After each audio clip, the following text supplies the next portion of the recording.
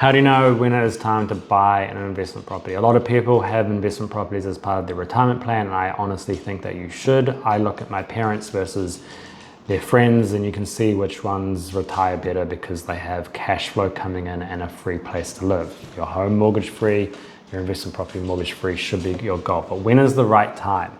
Obviously, when you can afford it.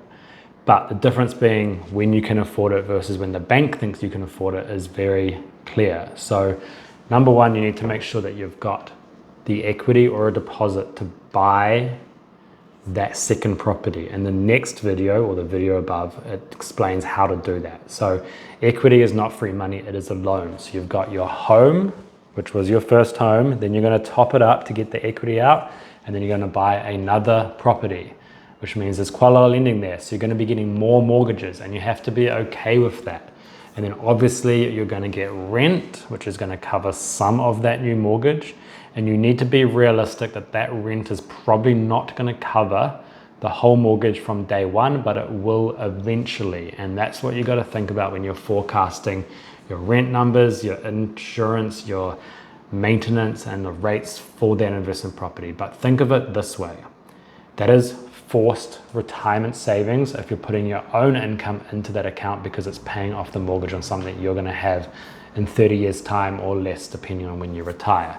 So you've got to make sure that you're comfortable with your current overheads, your current mortgage, and then the new one and the rent that you're going to get.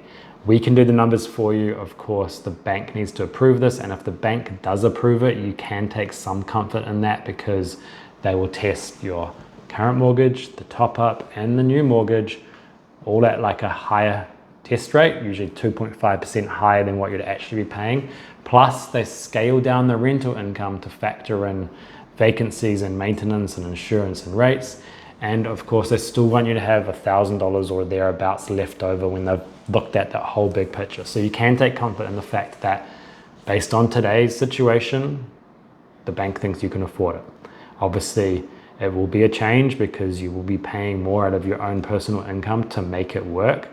But you can either have an easy life now and a hard life later, or a slightly harder life now and an easy life later. I know which one I would choose, and you should probably be thinking about that as well when you're thinking long term. So that's the goal, and that's how you do it. The equity video below is going to teach you a little bit more about releasing equity, but you got to think whether or not now is the time. I think the idea of waiting until your property that you've bought as your first home is mortgage free before doing that is not a good idea, because it might take you 20 years to pay off that house.